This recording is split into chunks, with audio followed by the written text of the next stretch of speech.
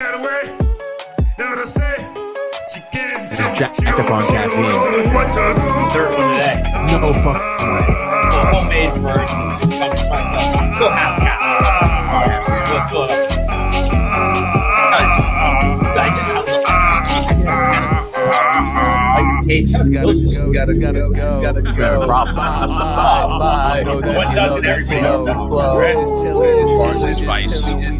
Just chilling. $1. There's only $1. Yeah, $1. I love another ammo and the ammo and I think I'm on the top of shot clip and I let it go.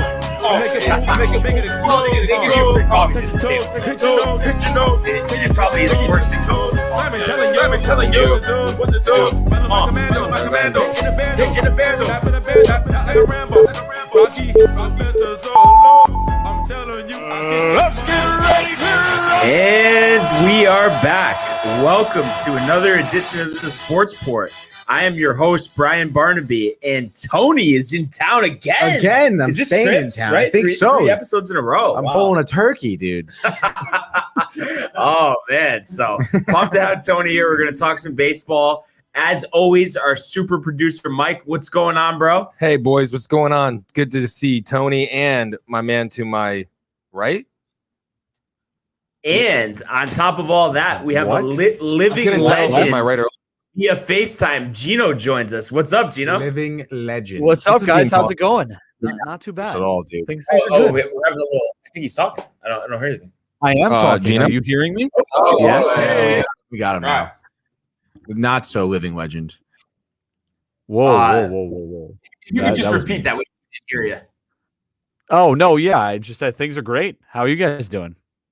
Yeah, I mean, doing pretty well. You know, Yankees win, Mets lose. I mean, what else could be right in the world? You know? I know, right? I mean, imagine being a Mets fan on Thursday and saying, "Wow, the Yankees lost," and then going and losing like that. I mean, couldn't be me. Man. Couldn't be me. Tony was cheesing early lead. You know, DeGrom's pitching well, gets a hit, but we'll start with the winning ball club here. So Yankees, you know, like I thought, nice, you know, bounce back spot yesterday against the Orioles. 7-0 shutout. You know, and then their two biggest guys. You know, Judge hits the homer, but then Stanton with that grand slam, 471 feet. I mean, what a shot! And he just admired it after he hit it, which, you know, he probably enjoyed it after striking out, I think, you know, 5 out of 8 plate appearances. So, you know, that's bound to happen, of course.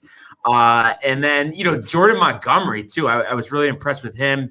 6 scoreless, 7 strikeouts, and only 73 pitches.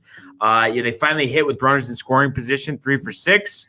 And we get to see Chapman's debut. You know, he was showing off that slider he's been working on a lot in the offseason, you know, to go with his high heat. So all in all, I mean, a lot to be happy about on the Yankees side. You know, I mean, I know it's the Orioles, but momentum is everything in baseball. So no matter how you can get a win, that can just start a big cycle. And I think it was big for the Yankees struggling offensively coming into this game. Oh yeah, easily. And it's always funny seeing Yankees fans, you know, when they don't get a hot start because then they're like, oh man, this sucks. Like Stanton's the worst, whatever. And then they get that first win, and then they're all cheesing, bro. But no, I mean, I was impressed with Montgomery as well. Only gave up 4 hits. You know, like you said, 6 No innings, walks, dude. too. No walks, dude. Yeah. Very good outing by him. And again, you know, I mean, it is the Orioles. Would you predict 10-0? Yeah, so 7. I mean, that's Pretty we're getting close, dude. Yeah, That's you're getting good. close, That's man. like in blackjack, you get dealt 18. You know, not 21. We're getting there. We're getting there. You know. Yeah, Exactly. exactly. But you know, who knows? Maybe tonight they'll score 10. Yeah, I mean, everything lines up for that. So I mean, we'll see, and we'll get to the matchup tonight.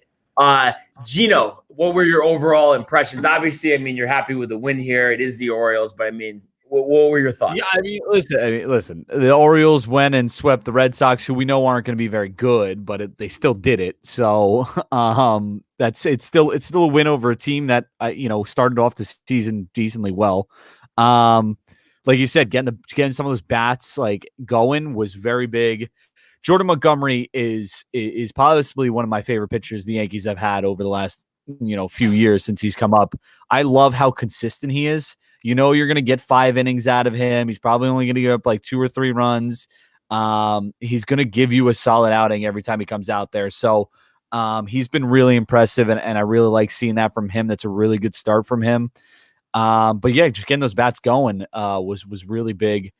Seeing a couple go out there. Of course, Stanton's monstrous home run was pretty impressive.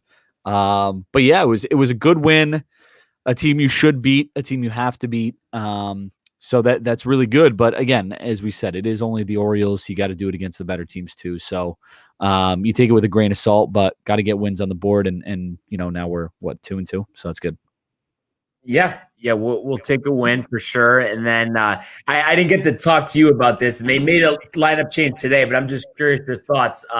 Aaron Hicks, they keep batting. He does get the big walk with the big loaded, but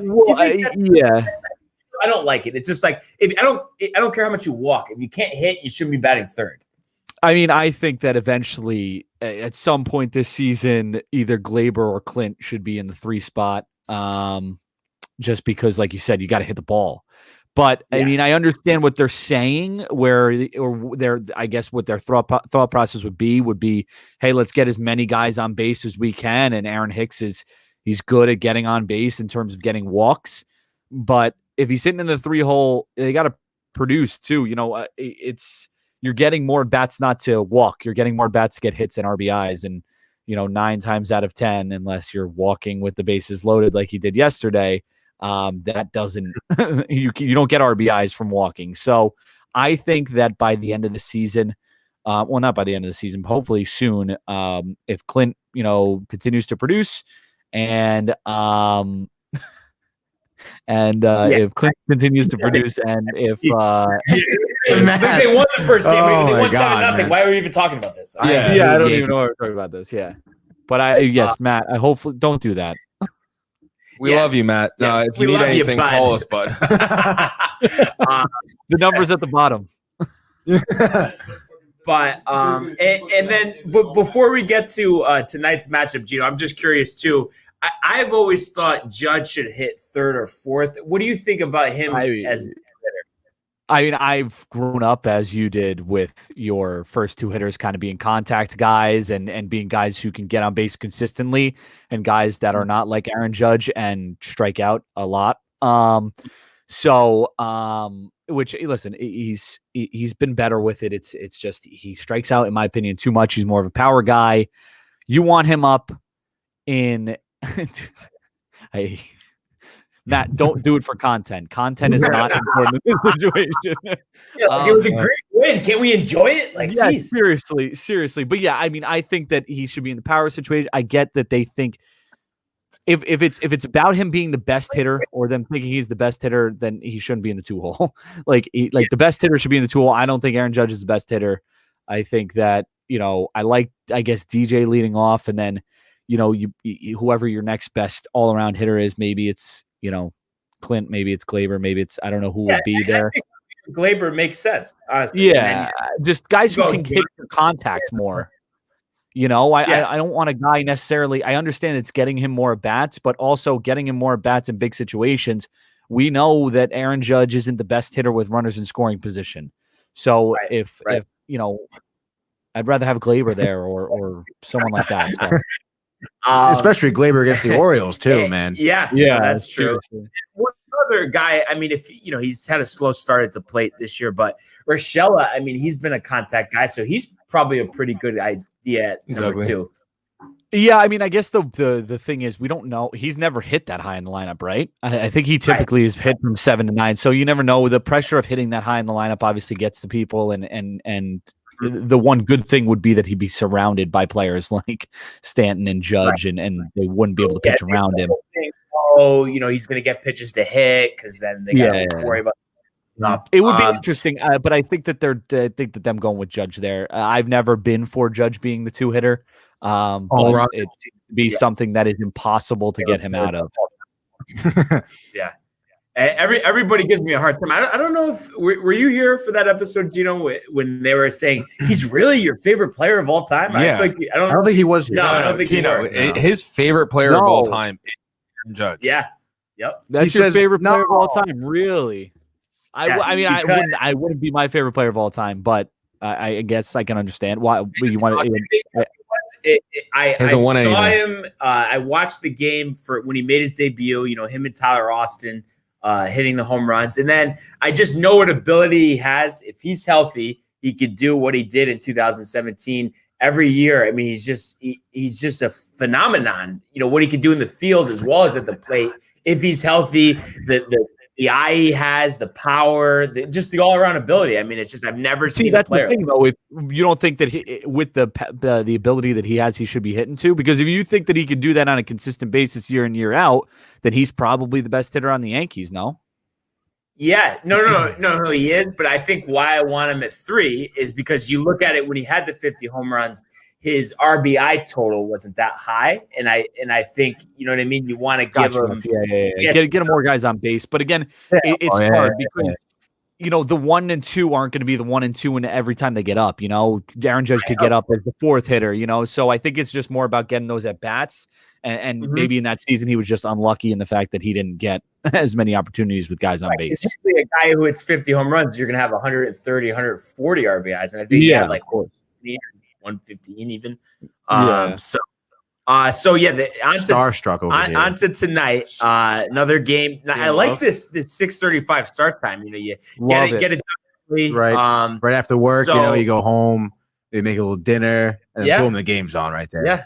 Exactly. So we got Dean Kremer starting against Garrett Cole. And the Yankees have already posted their lineup. So we're going to go LeMahieu, Judge, and then Gardy in for Hicks today, batting 3rd. They love him there. They love him there. Whenever they can get him in the 3 hole, they love him there. Yeah, I think that's stupid. But anyway, so he's 3rd. Stanton 4th again, you know, after the grand slam. Torres, Frazier, Bruce, Urshela, and then Higashioka gets his first start of the year. And kind of interesting, you know, Sanchez has played every game up to this point, but there's always just, you know, you look at the split stats. Cole's pitched a lot better to Higgy, so I guess that's why they're doing that. I wonder if maybe they just wanted Sanchez to start opening day, and this is going to be a theme going forward, you know, because they liked doing this last year. Right. I mean, Cole kind of expressed he's more expressed he's more comfortable with Kyle behind the plate a little more than Sanchez. So it's interesting. I mean, I kind of wonder what that kind of relationship is between Cole and Sanchez. If there's any bad blood or anything. To the media, he's always said, "Oh, Gary's great, like, really enjoy throwing," but like who knows? So exactly, dude. So like, who knows? Like what he said to whoever Boone or whoever. Like, oh, I don't want Sanchez behind. We have a caller, by the way. Oh, who is it? You're live with the Sports Port. Uh-oh. Hello? Sports? Oh, this guy? Is he up on the roof?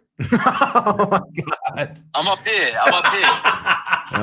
Hold on. We'll get you on with the guys, all right? Give me a second. We'll get you on with the guys. That's Swan dives.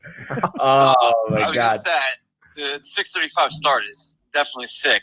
Oh, A yeah. little dinner. Wait, No, but what's sicker, the 6:35 start or Gardner batting 3rd? That's sure. But yeah, it's crazy with the Higashioka behind the plate because they did that last year for Cole, but I don't know. We'll see. I mean, he should be able to pitch to anybody, really. I mean, living legend, dude. He's a professional pitcher. So Yeah, I never really. but I do think, you know, in his second start, the fact that he's starting, I think this means he's going to be his personal catcher. I think they just wanted to start Sanchez on opening day. See, I don't know. I don't know because they've expressed all throughout the spring training that they want him to be the catcher. They don't want to do this thing where he's catching for Cole. Yeah. So I don't know. I mean, it would be his, I guess, 5th game in a day, 5th game in 5 days. So, or 5th game in 6 days. He did get an off day though. So I don't know. It is interesting. It's definitely interesting that he's not. Cole pitched well. Sanchez did well behind the plate. I feel, you know. Yeah. So I think he's going to pitch well either way. But I mean, if I was the pitcher, would I want Gary behind the plate, letting balls go left and right, throwing the ball to the outfield? Not. So that's why I think, you know, Cole knows, you know, what he is, being the ace of this staff and possibly the best pitcher in the American League. So, you know, I think he wants Higgy, honestly, low key. He would never say it publicly, but I think that's his preference. No, yeah, I can see that. I think he definitely wants Higgy. I don't think that that's the case. I think that just it becomes a problem if especially if Sanchez is hitting the ball well, becomes a problem Mhm. where like, are you really not going to start Gary Sanchez if he's hitting the ball well and playing well? Yeah.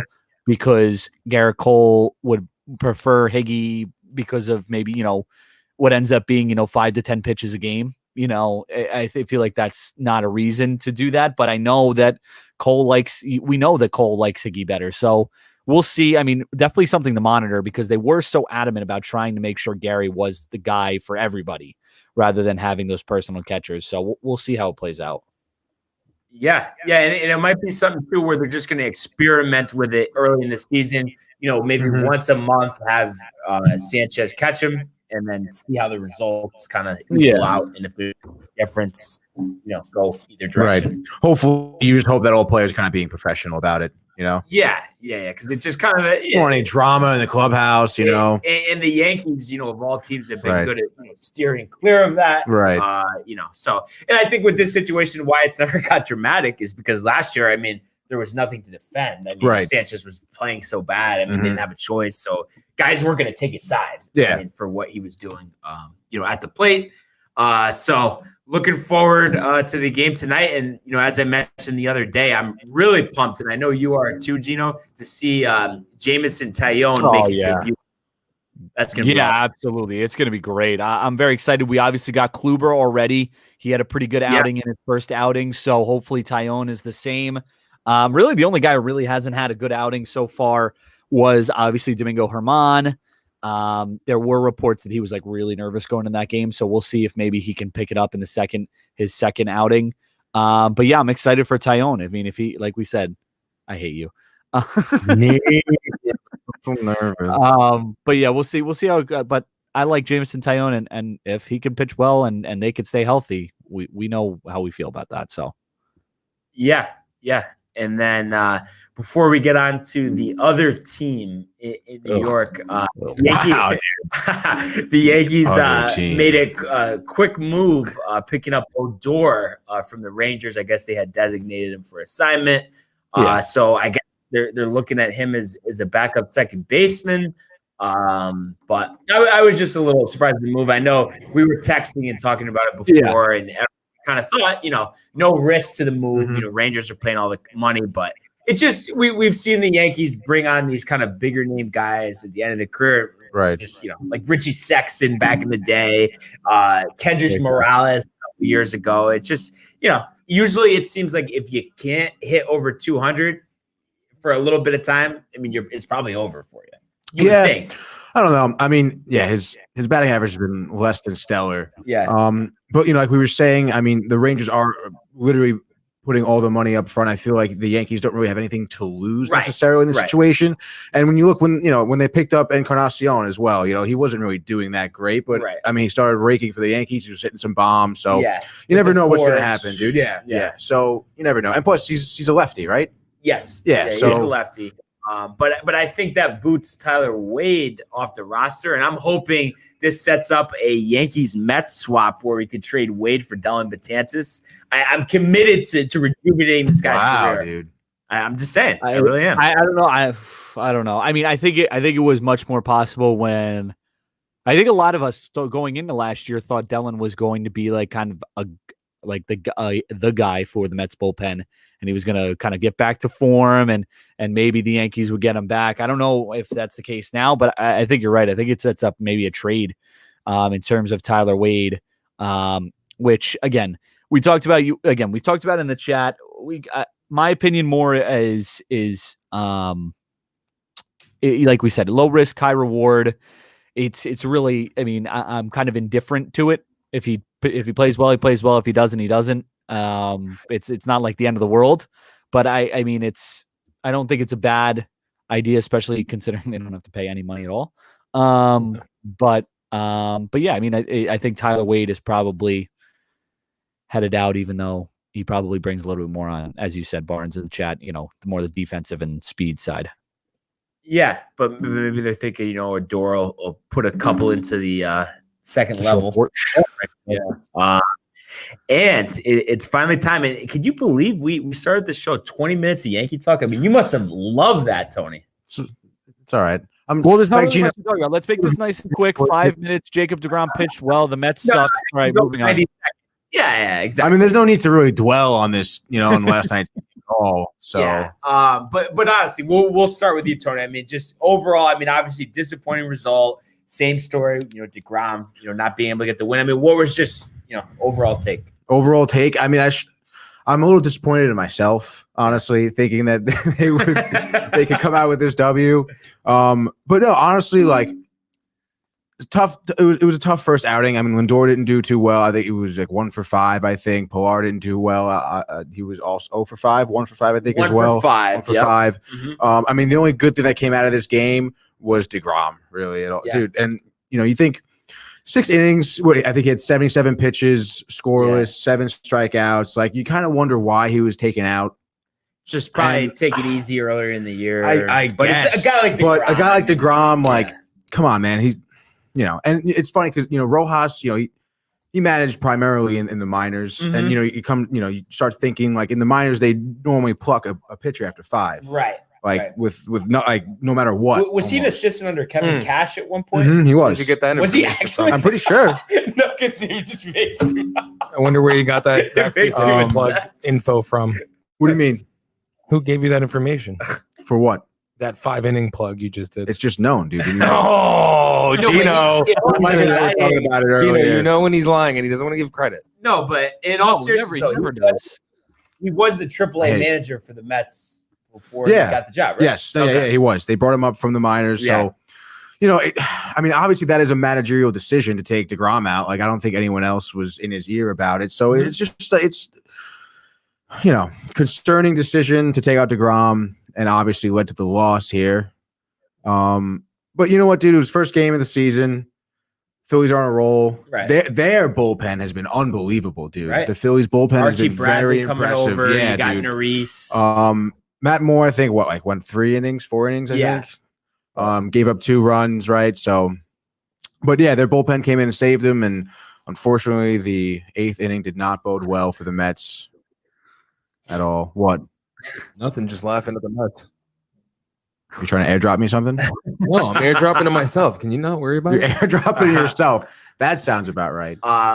So obviously a disappointing, result for them, but another game tonight. And I think you have to say tonight, they have the advantage, even though, they are in Philly, but I think Stroman starting for them versus Chase Anderson. I mean, I was would a big say, drop off. Yeah, for sure. But I mean, you could argue that they had the advantage last night as well. So, right. But just, I don't know. I just kind of feel like I always think about this when a team has a tough loss and then they have an advantage the next day. They're just so fired up, looking to redeem themselves. You usually see kind of a bounce back. Yeah. And honestly, it was a tough loss last night because they almost tied it up again. Right. They had the runners on. They had the runners on. Polar Bear at the plate. Alonso hit one deep on the warning track, and unfortunately, Bryce Harper decided to make a catch. Do we have that clip? Do we have that clip from last night? I know Tony was live. I'd love to show it for the fans who weren't able to see it, just to see the sadness on his face. Dude, I was pretty sad. And me and Tony were talking about this yesterday. What do you think about the Mets not having Jeff McNeil bat leadoff? They went with Pilar yesterday. Nimmo is leading off today. I don't get it. I don't mind. I guess I don't mind him not leading off because Pilar's like not a terrible leadoff hitter. Like, didn't he? I feel like he hit leadoff for Toronto last year, right? But I feel like his average is so low. Yeah, I mean that's not obviously not great. Leading off with hits. I mean, I think Jeff McNeil is probably their best all around hitter, for sure.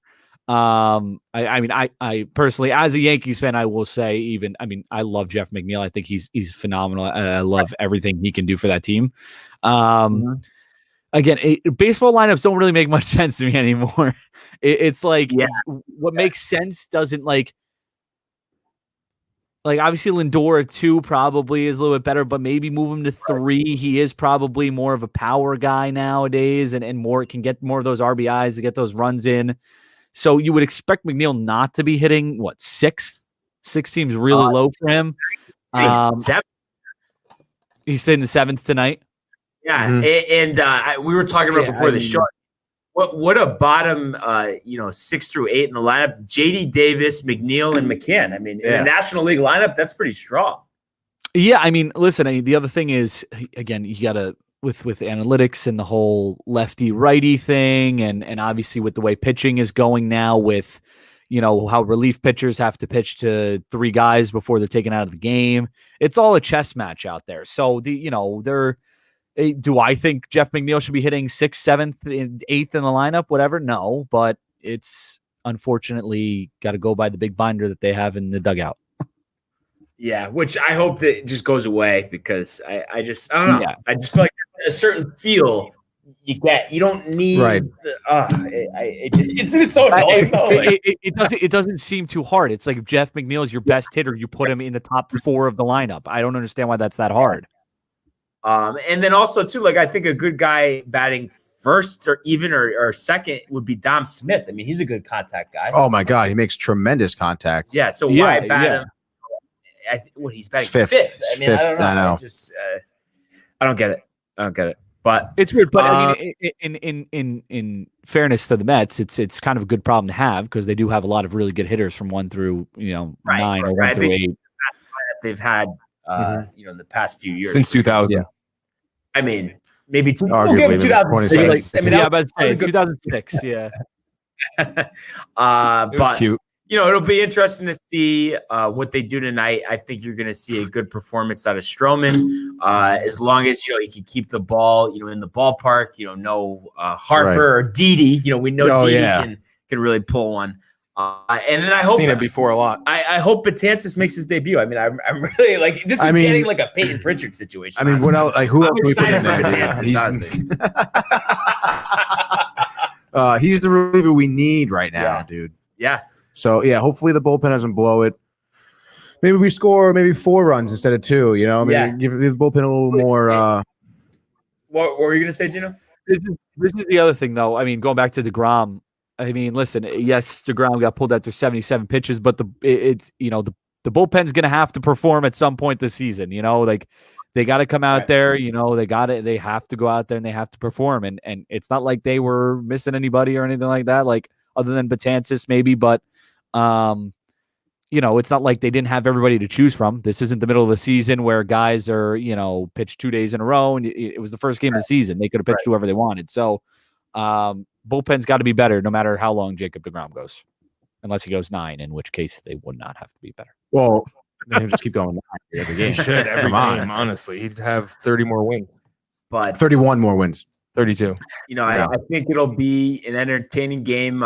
ESPN tonight, but I feel like it's probably a blackout as usual, unless it's Sunday Night Baseball. Is that usually how it works? Yeah. So ways around it, though. Of course, streaming, whatnot, illegally. So it's fun. It's fun though, like kind of breaking these games down day by day. Really enjoying it as we get into the season. So. Yeah, we'll I'm looking forward to some more of it too. Tomorrow, and we're going to take a quick break and then get Grasso on for some basketball talk. You know what I'm saying? Yeah. She got away. You know what I'm saying? She can't choke. She don't know what to do.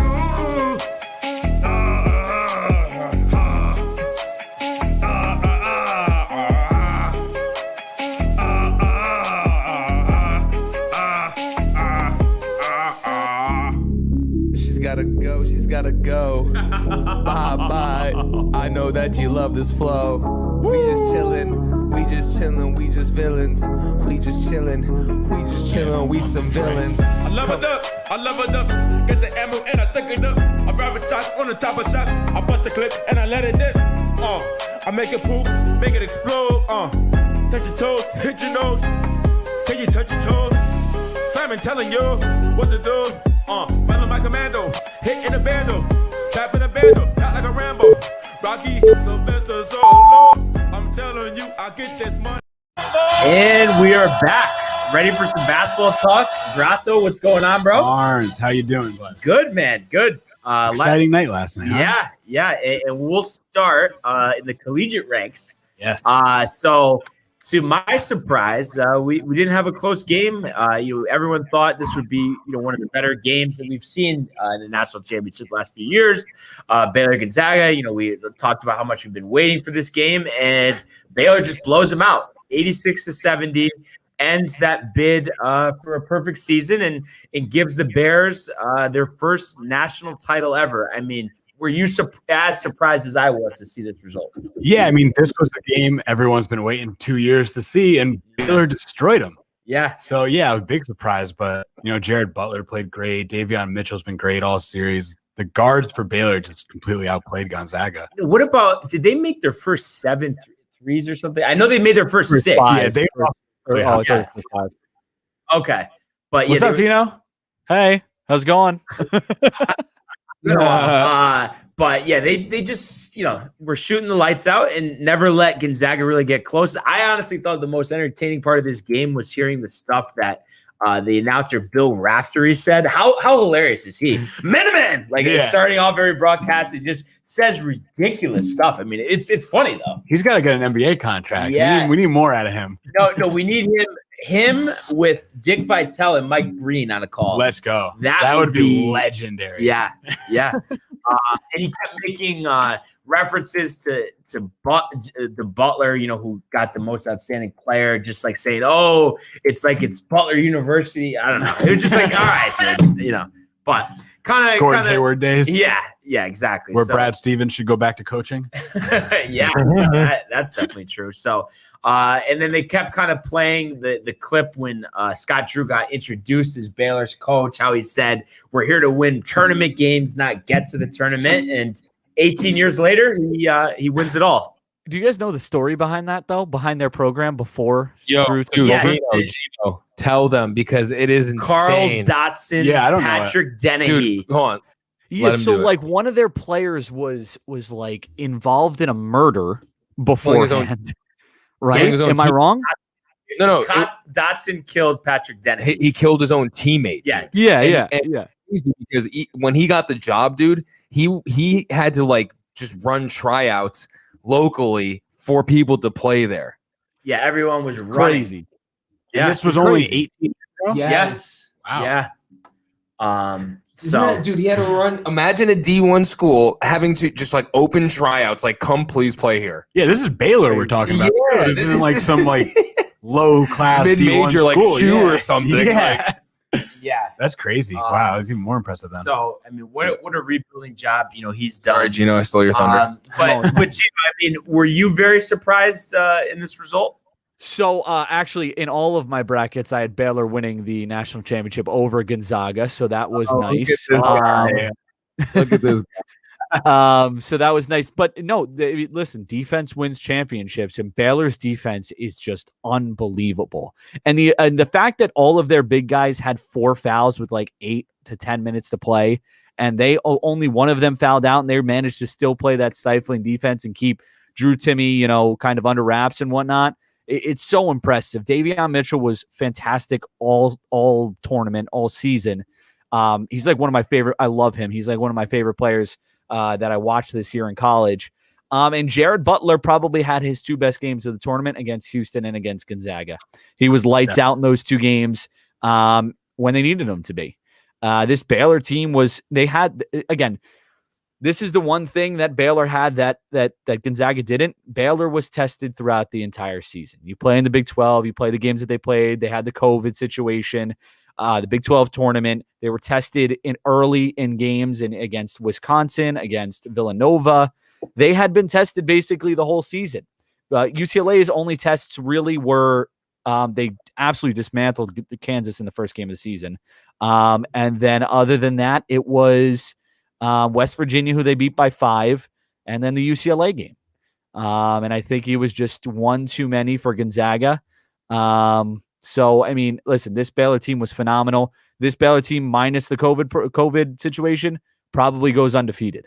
You're probably looking at a battle of 2 undefeated. So they were supposed to play in twice, back but in, I think yes, November. Yeah, I was going to say November. I honestly think it is November. December, something like that. Yeah.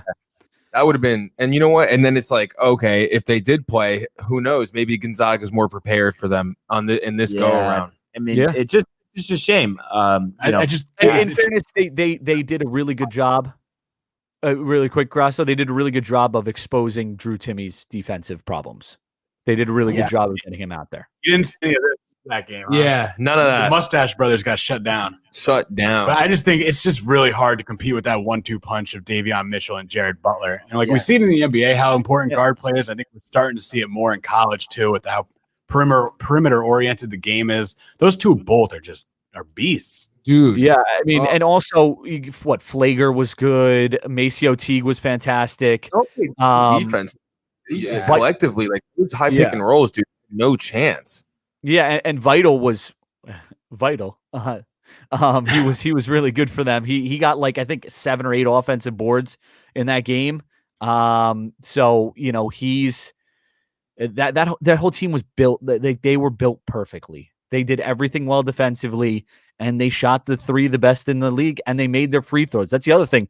Gonzaga had chances to get back in the game. They didn't hit free throws. So it's again, Baylor played a near perfect game, and that's why they won. And Sir Shaggy 24 says that's what separates the good prospects and the NBA ready prospects, the players who show up against the better teams. I will say that the best NBA player that played last night was still on Gonzaga, though. And he did show up. I mean, he had 22 points. Yeah. Dude, I mean, his shot is beautiful. Yeah. He's ready for the NBA. But maybe that was a dig at Timmy with his mustache. Maybe he's saying he's not really ready for the NBA. I think he's projected to be a 2nd-round pick. He probably won't make it in the NBA. Yeah, I don't think so either. Yeah, I think Tyler Hansborough. Yeah. And then, dude, Kispert, I think, is projected like top 10, top 12. First round, and he's continuing to. Well, he can shoot though. Yeah. So he can shoot. Yeah, but I still don't think he makes it. I don't see him as being a good NBA player. I didn't. It's all going to depend. If he can shoot 40% from 3 in the NBA, then he'll stick around. Duncan Robinson. Yeah. But Duncan Robinson can shoot it. And then Kispert's going to have to shoot it on the NBA level. If he could do that, he'll have a carear. But if he can't, he's got. And is it just me, or how much does Jim Nance enjoy saying Ayahi the way he says it? Anybody pick up on that? I did not. No, it sounds Ayahi. It's just like one of those things, he's like purposely going out of his way. The guy, he's from France, junior, had a pretty solid season. And I think he's going to come back next year. Yeah, he wasn't expected to start the season, I don't think either. I don't think he was a starter in that first Kansas game. I think some things happened and he became a starter. Okay. Also on the Jalen Suggs thing, they did a really good job, Gonzaga, of making sure that he got switched off of Davion Mitchell all night. Because if Davion Mitchell followed him around the court, and he would have not had any points, because Davion Mitchell was just such a good defender. But there was multiple times, especially in that second half, where they did a good job of running a pick and roll, getting him on one of the bigger guys and letting him do work. So they did a good job to get him some points, but they needed more than that. And I think what Sir Shaggy 24 was saying, like we mentioned, Drew Timme was probably Gonzaga's 2nd best player all year. And when it came time to perform against players that were, let's be honest, Baylor's interior game is not, their interior players are not as good as their perimeter players. Right. So Timme should have had a field day with them, but he didn't show up. And that's, I think, what Sir Shaggy was saying. Yeah.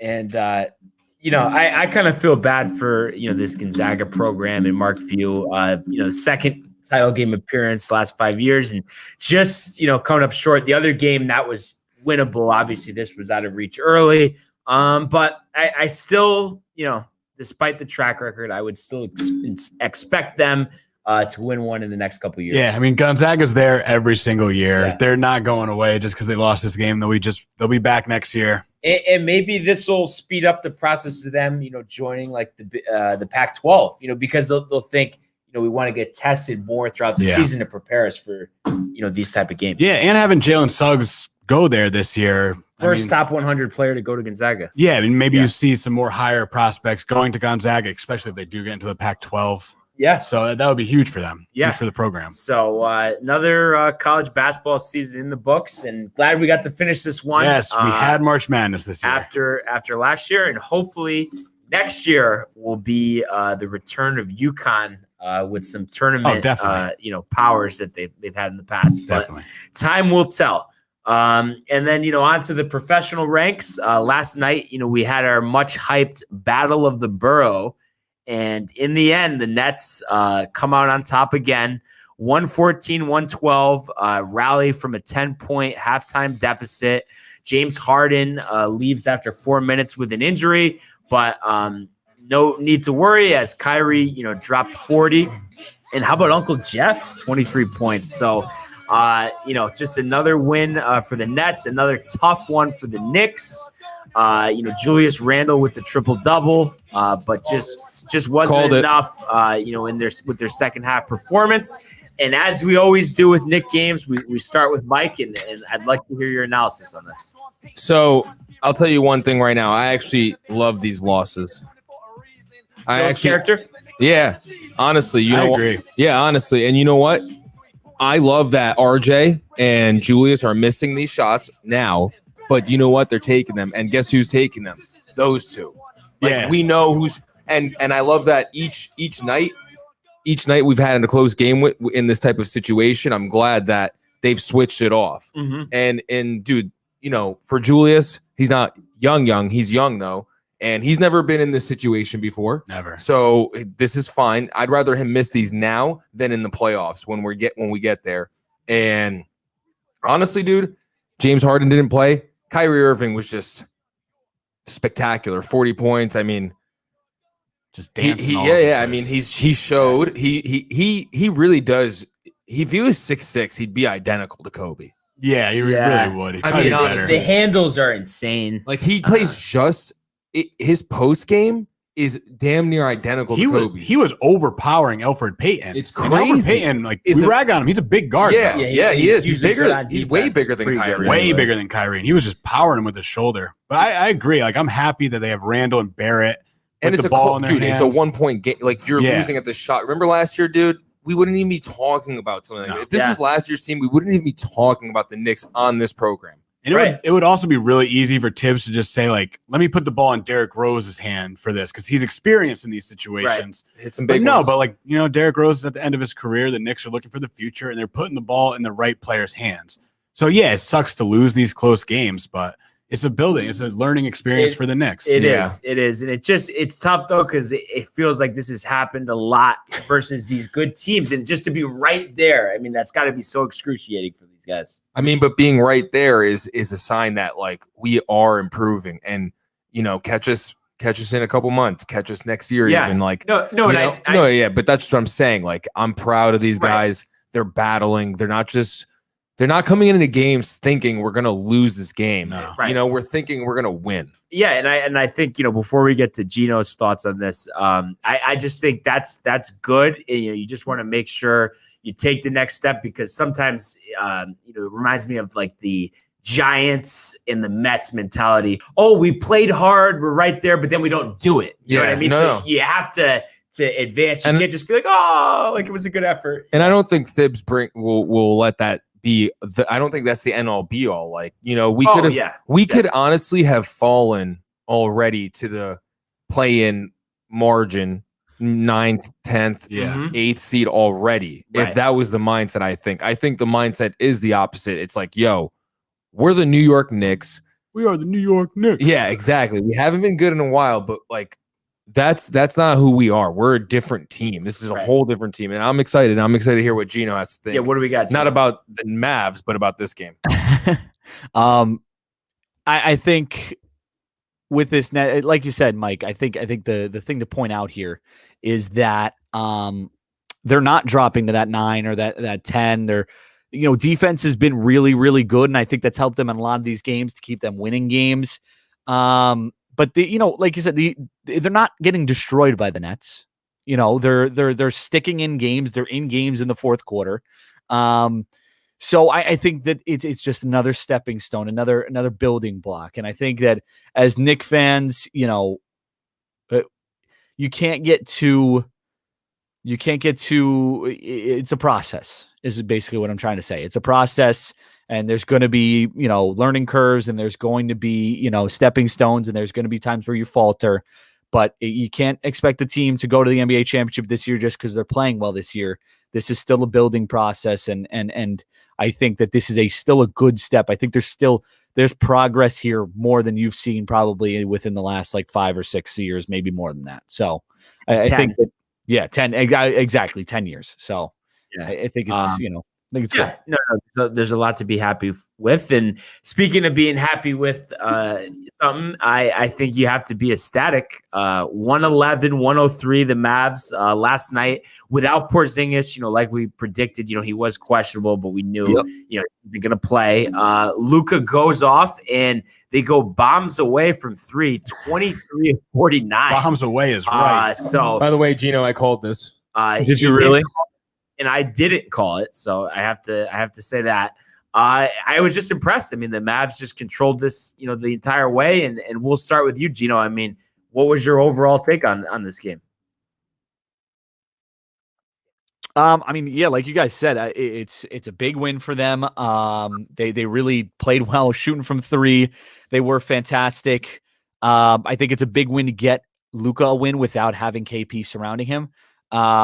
Against a good team, because I think that very often we've seen that Luka has not struggled, but it's hard for him to, he can only score so many points. So I think it was good that they got the win without KP. I think that's a big confidence builder.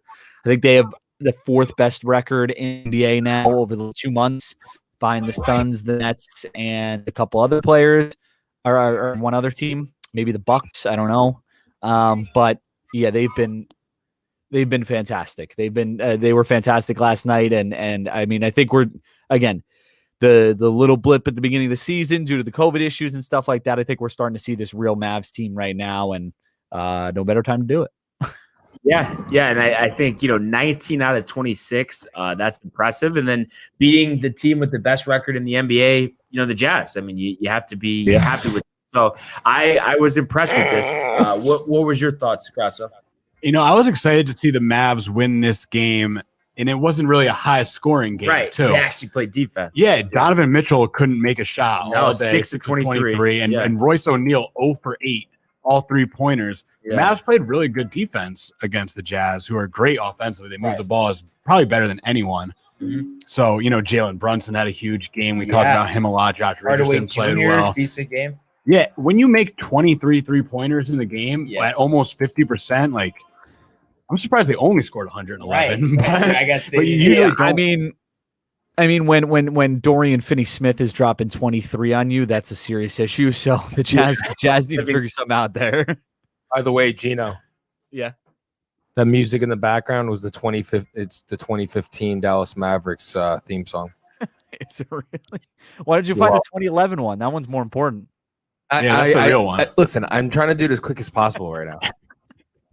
But it's good. I mean, the Mavericks are 7 games over 500. I haven't looked at the standings, but I would imagine they're still in the 8th spot because the West is just an absolute powerhouse. They're sitting at the 7th spot, 3 games ahead of the Grizzlies, who are in 8, and they are 2 games behind Portland, who's in 6. Yeah, cool. So they listen. That's like I said. Just keep building up, keep climbing up those standings. Maybe get into the 6, maybe get into the 5.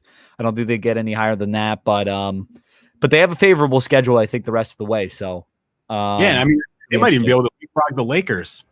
Lakers are dude, Grosso, and that's no one's talking about it, but slowly but surely they're just trickling. They could easily find themselves in the 7th or 8th seed. Yeah, as Mad Dog would say, let's not get a little crazy. All right? So on to tonight, we have some interesting matchups, and we'll start actually with Grasso's Sixers. They travel to Boston to play the Celtics, and like you said, they're looking for a bounce back after losing to the Grizzlies the other night. They do have Embiid back in the lineup, and this is the 3rd meeting of the season between the teams. They did win last matchup 122-110, and we know what they've done at home this year. On the road, 14-11, but road games are tough, so that's pretty respectable actually. So, and given how strong they've been all season, 18 games over 500, playing a team like the Celtics who's been so up and down, you have to feel pretty good about them tonight. Yeah, I'm very confident. This is a bounce back game. I mean, they got blown out by the Grizzlies, but they were coming off of 6 road games in 12 days. Even Doc said it. They looked tired. Right. They didn't want to play. But Embiid back in the lineup. Celtics suck. Like, can we just say that? Besides Peyton Pritchard, yeah.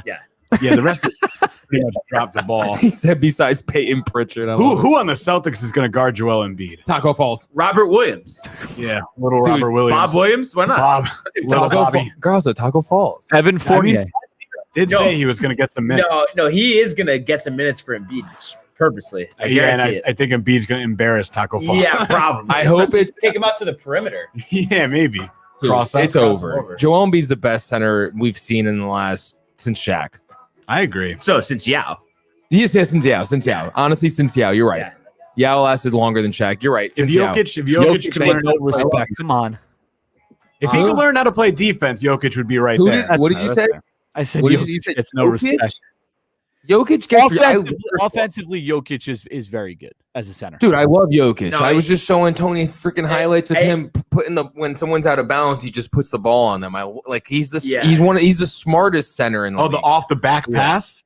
No. I'm saying like someone will be out of bounds and he'll have the ball and it'll be like a thing and he'll just like put it on them so they get out. Yeah, I have seen that. He's the smartest center in the league, but Joel is the best. He's like a point center. I can agree with that. Gino, any hope? I mean, they are at home. Any hope for the Celtics here, or you're kind of in agreement with all of us? Blow it up. No shot in hell. The Celtics. Give me a 25-point game. If Embiid plays significant minutes, Gino, Fournier.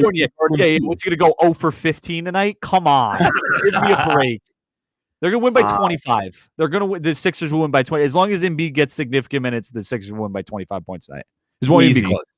Let me tell you what's going to happen. Okay. So here we go.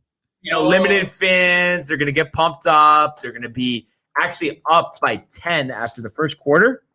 And then from that point on, they're going to get outscored by 30 and lose the game by 20. So that's my prediction. Embiid, 40 and 15. A Simmons triple-double, 12, 10, and 10, of course. Nothing crazy. A Draymond Green style and triple-double. Pritchard in the blowout, they give him 17, 18 minutes. He hits 6 3-pointers. Okay. Get that rookie card value up. Yeah, we do. We have so many of them. We need it up. And then another game tonight should be entertaining. A lot of star power. We have the Trailblazers visiting the Los Angeles Clippers. Second meeting this season. The Clippers won back on December 30th, 128-105. Blazers have been strong their last 10, 7-3. The offense all season's been there. Dame, averaging almost 30 points a game, almost 8 assists. And Powell seems like he's settling in, with the trade, coming over from Toronto. And as much as we've dogged the Clippers, they have been picking it up lately as well. And they have a strong, 18-8 record at home, 7-3 in the last 10. So both teams pointing up. Yeah, and I'm excited for this game. I think it's going to be an absolute shootout. So, the Blazers don't play any defense. Right. The Clippers are the best shooting team in the NBA. Mm-hmm. And the Blazers can't be too far behind them. So, Dame and CJ are going to be chucking them up all night. But the Clippers can score, man. And like you said, they've been playing well. I'm starting to gain a little bit more confidence in the Clippers. But you've always liked them. They were my pick to win it all last year. Yeah. And then, Paul George did his. But now, dude, with Rondo. I love that. I know. Big 2 points, 4 turnovers in his debut. Dude, that was big. All right, why don't you relax, Laker? I think he's great. I'm just Look saying. at this guy. He wants him back. I like Rondo. I would like him back. Yeah, well, you're not going to get him. And then I have to say, too, I've been impressed. How about Morris from 3? 51% his last 10. Oh, no, honestly, you're saying that. I couldn't believe he's just wet right now. Marcus Morris, I thought, was the guy that was going to bring the Clippers to the championship, like be the third wheel to Kawhi and Paul George, having 3 guys that are and being the tough dude, two-way players, toughness and shooters, because he was scoring close to 20 a game for the Knicks before he came over here. Right. So he is picking it up a little bit of late, and it's when he's shooting threes, this team's hard to beat. Yeah, and it was funny because they gave him that big contract in the offseason. Everyone was kind of laughing, and now it's finally kind of showing its worth. Gino, what do you see in this matchup tonight? I actually have a question. Is Boogie available tonight? Not that this really probably. No, I don't think no, so. No. no. He was listed. I As know he out. officially signed yesterday. The Clippers a 10-day contract. Yeah, he Dude. officially signed the 10-day yesterday. Wow. That put it over the top for you if you knew he was getting 15 minutes. Oh yeah, I mean obviously 15 minutes. You're such a good dominate down there. funny, like sneaky asshole. Throwing shade under there real quick. No, but honestly, how sad is that though? When he was dropping 50 points and the Kings, and Dude, he even had some good games with the Rockets this year. even New Orleans though. Yeah. Before, Oh, New I Orleans. mean, as a guy on the Rockets that at his level and where he is in his career, he was averaging 10 points a game. Well, I mean, what else? 10 points, 7 boards. I mean, if he's coming off the bench, it's not terrible. Yeah. Well, I think he's coming back from injury too. Yeah, he might so- possibly be yeah. the slowest guy in the NBA at this point. He's behind kind of Tucker like Fall. a Blake Griffin spot up shooter.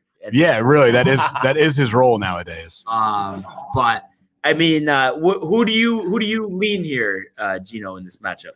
Oof, I'm normally against the Clippers. Like as we've talked about multiple times, and as we said, they've been playing a little bit better. I do love the Trailblazers. Oof. I do love the Trailblazers. I love Dame. He shows up for those big games. MVP. Yeah, he's so good. Him or Obviously, we CP3? call him. What'd you say? I said him or CP3.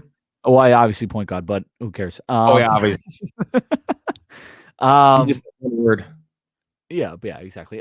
So I mean, this Trailblazers team, I guess the problem with them is like if Dame has an off night, or if one of those guys has an off night, or if they're not playing, it's like you said, the defense isn't there. So I think actually for the first time maybe on this podcast ever, I think I'm going to lean the Clippers tonight. I think the Clippers are kind of in a little bit of a groove right now, and I think that they come out with the victory. What do you think, Grasso?